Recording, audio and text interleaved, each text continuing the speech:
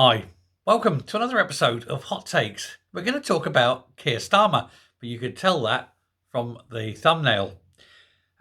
He gave his speech yesterday, and we've covered that generally with what he was saying about the awfulness of it and how he was gaslighting everybody for these major tax rises, the cuts, and all the sort of things that he's been going on with. And also the fact, which a lot of people found very weird, was his justification for huge public sector, unaffordable public sector pay rises. That was something that nobody expected. How on earth could he possibly back it? And of course he couldn't. His claims that he was, trying to justify it, well, I think they fell on deaf ears. Nobody believed a word of it. But this has thrown up some, interesting backlash. People from the left of the party and the right of the party, as well as people outside of the party, all seem to be against it. In fact, it's one of those issues that Starmer and Rachel Reeves have obviously got together. They've had a really big think, and this is what they've come up with. They think it's a good idea, but nobody else does. And I mean nobody.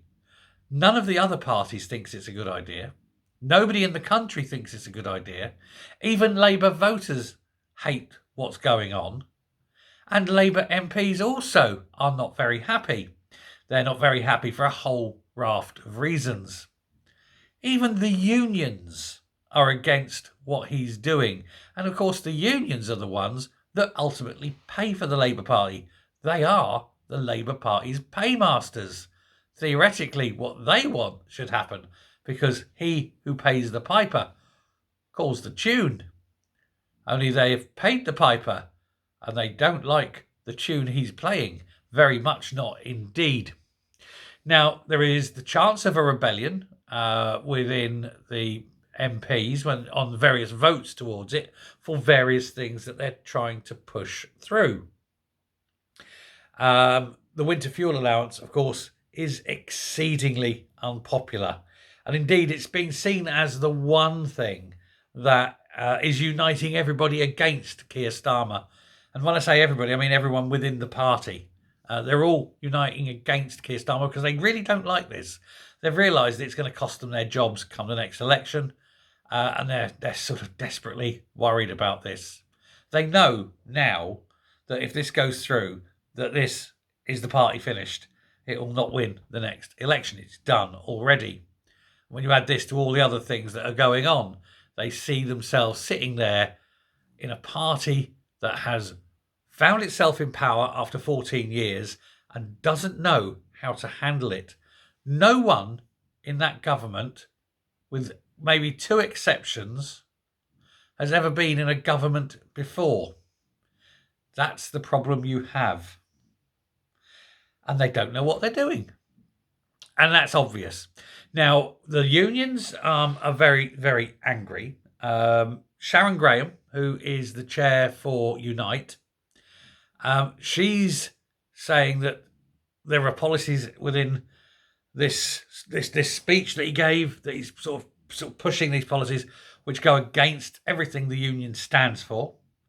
And she's saying that the government is really making a mistake by pitting pensioners against workers.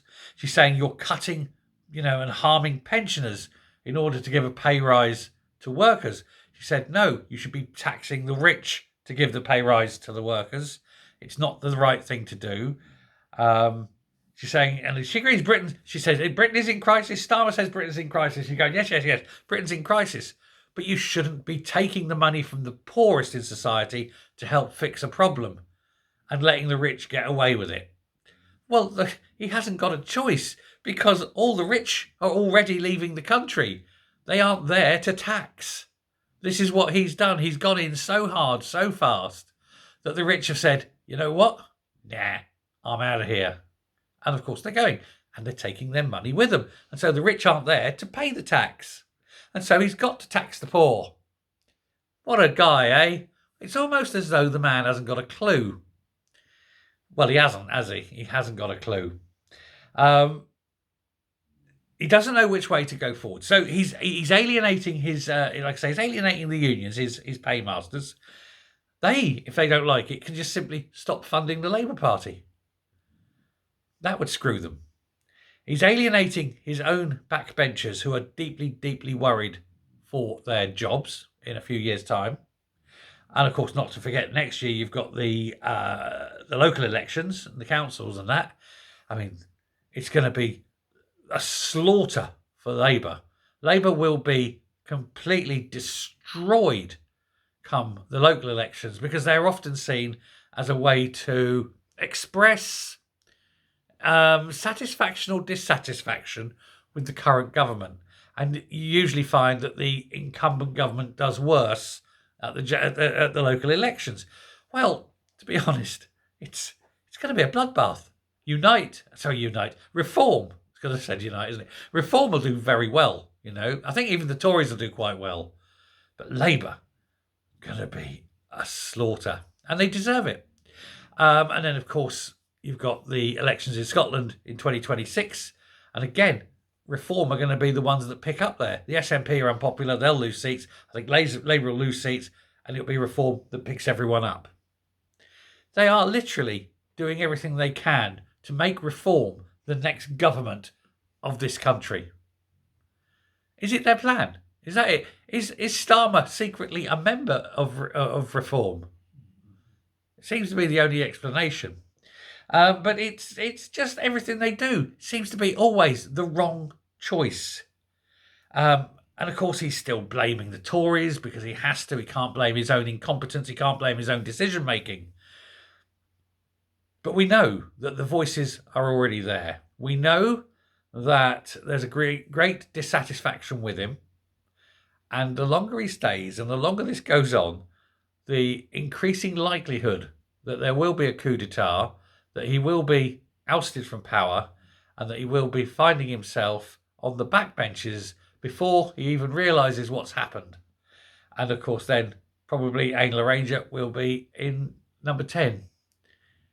But not for long, of course, because she's so stupid and incompetent that they'll vote her out within a couple of weeks as well, because, well, they can't be seen to have Angela Rayner being the Prime Minister. They all know how thick she is. And you can't also have a Corbynite as the Prime Minister. You think you put her in charge and be hanging on going, oh, the good old days of Starmer. That's how bad she would be. But anyway, there we are. A man accosted on all sides from his own side. His job's not there long, is it? He's gone soon. And not soon enough. Thanks very much for listening. Take care. Goodbye.